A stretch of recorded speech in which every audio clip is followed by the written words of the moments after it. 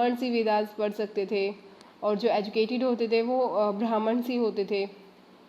सो ये उन्हीं की लैंग्वेज बन के रह गई थी। जो कॉमन पीपल था वो प्राकृत यूज़ करते थे, पाली और प्राकृत। जैसे पाली जो है हमारी लैंग्वेज थी, बुद्धिज़्म के थ्रू पाली लैंग्वेज ली गई कि हम लोगों को इसमें समझाएंगे अपने जो भी, क्योंकि उनको संस्कृत तो आती नहीं है। सो ये सारी चीज़ें। और टाइम के साथ इन जैसे इन लैंग्वेजेस के नेम भी बदल गए हैं। जैसे कि जैसे हम अगर दवार समुद्री के बारे में बात करें, जैसे कर्नाटक में जो बोली जाती है, आज उसका नेम चेंज हो गया है, जैसे कन्नड़ बोलेंगे। तो इसी तरीके से सारी इन लैंग्वेजेस के अलग अलग, बंगाल में है गौरी को हम बंगाली बोलेंगे, इनके नेम है यहाँ। By 700, many religions already possessed distinct geographical dimensions and their own languages and cultural characteristics. They were also associated with specified ruling dynasties. There was considerable conflict between these states. Occasionally, dynasties like the Cholas, Khilji, Tughlaq, and Mughals were able to build an empire that was pan regional.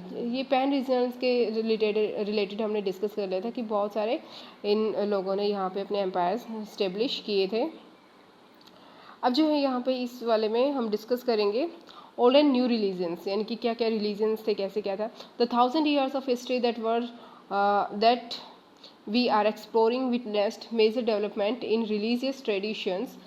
People belief in the divine was sometimes deeply personal, but more usually it was collective. यानी कि जो time to time जो लोगों के भी जो tradition थे, religion थे, उनमें भी चेंजेस आए थे। जनरली लोग अपने पर्सनल भी होते थे कि किसी ने किसी धर्म को अडोप्ट किया है, किसी ने किसी रिलीजन को अपना अडोप्ट किया है, बट ये जनरली कलेक्टिव ही होता था। Collective belief in a super natural agency. Religion क्या होता है? किसी भी सुपर नेचुरल एजेंसी में कोलेक्टिवली कोई बिलीव करता है, यानी कि बहुत सारे लोग मिलके किसी एक ही चीज़ को फॉलो करने लग जाते हैं, तो रिलीजन बन जाता है। was often closely connected with the social and economic organization of local communities. या किसी की भी सोशल और जो इकोनॉमिक कंडीशंस जिस तरीके की होती थी वो उससे उसके रिलीजन से डायरेक्टली रिलेटेड होती थी। फॉर एग्जांपल जिस रिलीजन की जो ऐसा था, कोई ऐसी इकोनॉमिक क्लास थी जो जिनके पास काफ़ी रिच थी, तो क्या करते थे अपने रिलीजन में बहुत सारा शो ऑफ करते थे, है ना। उसमें क्या करते थे वो, जैसे अपनी वर्शिप करेंगे तो वो बहुत महंगी महंगी चीज़ें उसमें यूज़ करेंगे, बहुत सारी दूसरी चीज़ें एक्स्ट्रा में यूज़ करेंगे। बट जो गरीब लोग थे तो वो तो सारी चीज़ें उनके पास अवेलेबल नहीं होती थी, तो उनका इकोनॉमिक स्टेटस का भी उनके रिलीजन पे काफ़ी डिफरेंट वे होता था, इफेक्ट भी होता था। As the social worlds of these groups altered, so too did their beliefs. और इस तरीके से उनके बिलीव्स में भी बहुत सारे अलग अलग थे। कोई कुछ बिलीव था उनका कि ऐसा करने से सही होगा, कोई कुछ करता था। ये सारा का सारा उनके सोशल और इकोनॉमिक स्टेटस पे ही था। It was during the period that important changes occurred in what we call Hinduism today.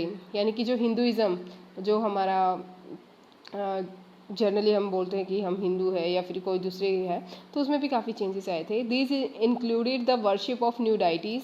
इसमें क्या स्टार्ट हो गया था, बहुत सारे नए नए भगवान आने लग गए थे। स्टार्टिंग में क्या होता था, इंसान के पास में जब ह्यूमन बीइंग सिर्फ जैसे नेचर से उसको सारी चीज़ें मिलती थी, तो वो अपनी अर्थ को एज अ गॉड मान लेता था। जो ट्रीज़ हैं, ट्रीज से उससे मिलता था। जैसे रेन है, रेन उसे मिलती थी। तो इन सभी को ही वो एज ए डाइटी मान के उनकी पूजा करना, वर्शिप करना स्टार्ट कर देता था। बट आफ्टर सम टाइम बहुत सारे जो हिंदुइज्म में और भी बहुत सारे डाइटीज़ आ गए थे जिनकी वो वर्शिप करना उसने शुरू कर दिया था। और जो the construction of temples by royalty and the growing importance of the Brahmins the priest as dominant groups in the society. उसके साथ में क्या स्टार्ट हो गया था, जो रॉयल ग्रुप्स थे, जो रूलर्स थे, उनके पास में ऑफकोर्स जैसे बोला कि इकोनॉमिक स्टेटस काफ़ी उस पर इफेक्ट करता है। सो जो रूलर्स थे वो काफ़ी अमीर होते थे। वो क्या करते थे, बहुत सारे उन्होंने टेम्पल्स बिल्डअप किए और उसमें वर्शिप करना स्टार्ट कर देते थे। फिर साथ में जो ब्राह्मण थे, जिनको वेद आते थे, जिनको संस्कृत आती थी, संस्कृत श्लोक आते थे, तो वो भी एक ऐसा ग्रुप बन गया था जो कि काफ़ी डोमिनेट करता था। क्यों? क्योंकि पूजा वगैरह जो करेंगे वो ब्राह्मण्स ही करेंगे, संस्कृत तो सिर्फ उन्हीं को आती है।